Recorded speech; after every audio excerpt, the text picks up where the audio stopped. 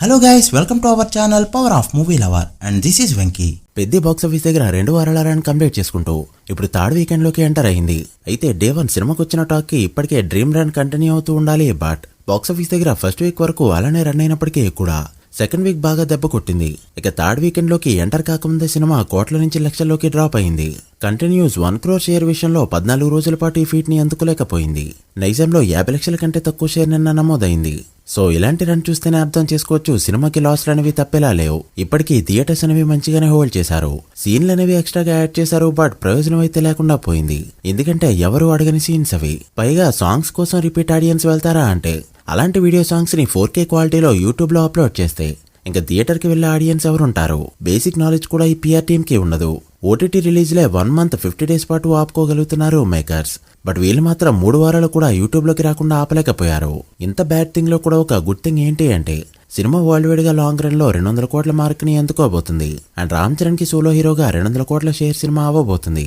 ఈ 3 రోజులు మంచిగా హోల్డ్ చేయలేదంటే మాత్రం 20 కోట్ల పైన లాసెస్ అయితే తప్పవు. అప్పుడు హిట్ కోసం రంగస్థలం నుంచి నెక్స్ట్ సినిమా వరకు దాదాపు 10 ఏళ్ళు వెయిట్ చేసినట్టే. సో లేట్ చేయకుండా పెద్ద 2 వారాల్లో ఎంత కలెక్ట్ చేసిందో బాక్సాఫీస్ వర్డిక్ట్ ఏంటో వీడియోలో మాట్లాడుకుందాం.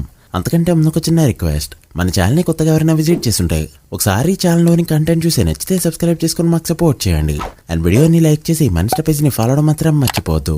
ముందుగా తెలుగు స్టేట్స్ విషయానికి వస్తే నిన్న 85 లక్షల వరకు మాత్రమే కలెక్ట్ చేస్తూ కంప్లీట్ గా డౌన్ అయింది.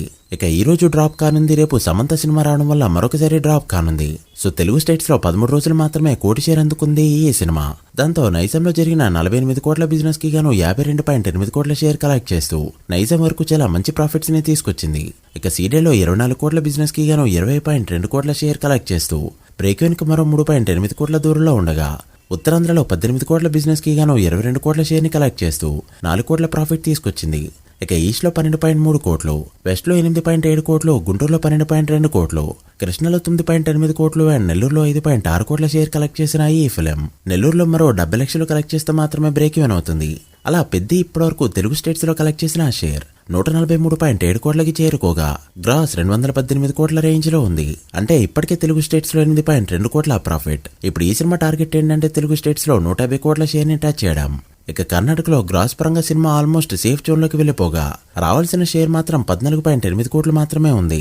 అంటే మరో 2.2 కోట్ల షేర్ అయితే అవసరం. ఇక తమిళనాడు, కేరళ 2 కోట్లు, నార్త్ లో 11.8 కోట్లు, ఓవర్సీస్ లో 22.5 కోట్ల షేర్ మాత్రమే కలెక్ట్ చేయగలిగిన ఈ ఫిలిం 14 days కి గాను టోటల్ వాల్వేడిగా కలెక్ట్ చేసిన ఆ షేర్ 195 కోట్లకి చేరుకోగా వాల్వేడి గ్రాస్ 329 కోట్ల రేంజ్ లో ఉంది.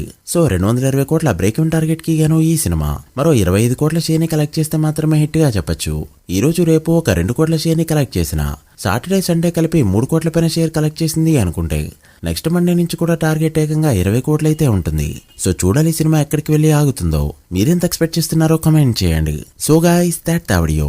ఇదే పెద్ద 14 days total world box office report. ఈ మూవీ ఫుల్ రన్ లో ఎక్కడికి వెళ్ళి ఆగుతుంది అనుకుంటున్నారో కామెంట్ చేసి వీడియో నచ్చితే లైక్ చేసి మీ ఫ్రెండ్స్ ఫైల్ మెంబర్స్ కి షేర్ చేయండి. మరొక ఇంట్రెస్టింగ్ వీడియోతో మళ్ళీ కలుద్దాం. అప్పటి వరకు signing off power of movie lover. Thank you.